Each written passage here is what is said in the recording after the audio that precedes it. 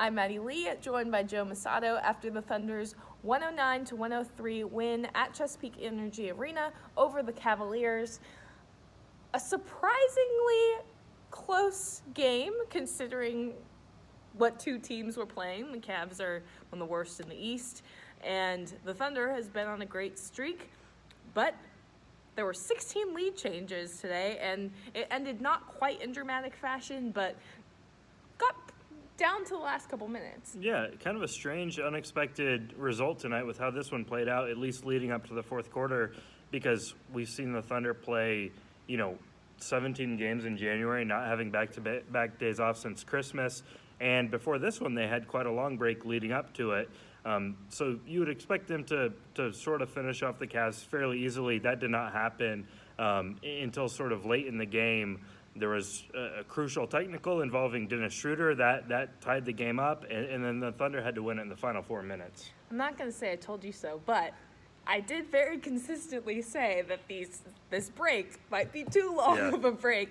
The 4 days, and the Thunder have been playing so well with only a day, if that, in between games during January. But yes, like you said, very close. You had a crucial go-ahead jumper from Chris Paul, and then Dennis Schroder kind of put it away at the end with a open three. So those two guys, both in clutch minutes, and for Schroder throughout the game, he ended the game with 30 points in his 8th straight 20-plus point performance.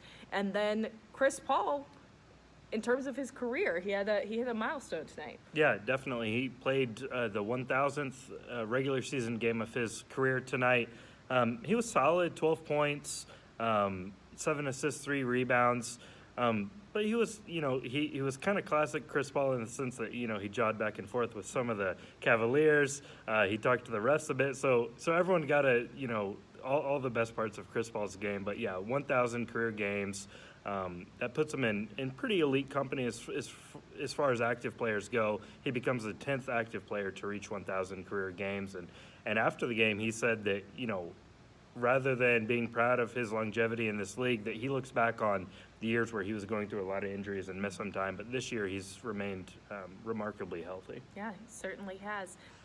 Speaking of health, Thunder got a guy back, not technically for health, but Terrence Ferguson has been gone for personal reasons. He came back after missing 8 games for personal reasons, and he ended up coming off the bench today. Lou Dort continued to start, and we'll see how that shakes up going forward if Billy Donovan decides to stick with that while Lou Dort is playing well, and he certainly has filled in really well, or if he wants to go back to Terrence, who started the season as a starter and has been a regular starter since last season. Terrence kind of said, he was asked about the conversation that he had with Billy Donovan as Billy was making this decision, and Terrence said basically he knows that Lou's been playing really well and he didn't want to mess that up, and so it was Billy Donovan's decision and he was going to be happy to go along with whatever he said. So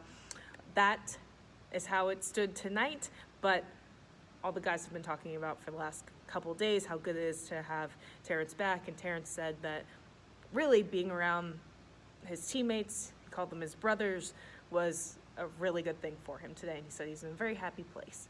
Yeah, props to Terrence Ferguson for kind of addressing things after the game and being very selfless, which is a word that Chris Paul and a lot of other teammates have used to describe him as far as how he sacrifices everything on offense to be an elite defensive player.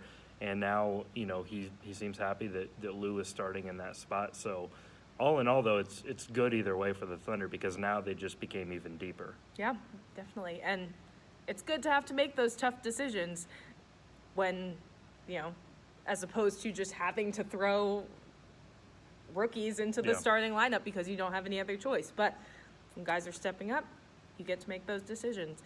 So next is actually the trade deadline. All through tonight, we kept hearing reports that included Danilo Gallinari in them, potential 3-team trade brewing according to multiple reports, but especially Woj, per usual. So we could see if they're able to suss this out. reportedly could see Danilo Gallinari headed to Miami, with Memphis involved in there as well. So we will be back tomorrow with plenty of updates, and the Thunder's practicing. So Yeah. but before then, take a look at our post-game video of Dennis Schroder, Terrence Ferguson, Danilo Gallinari, And Chris Paul. and Chris Paul.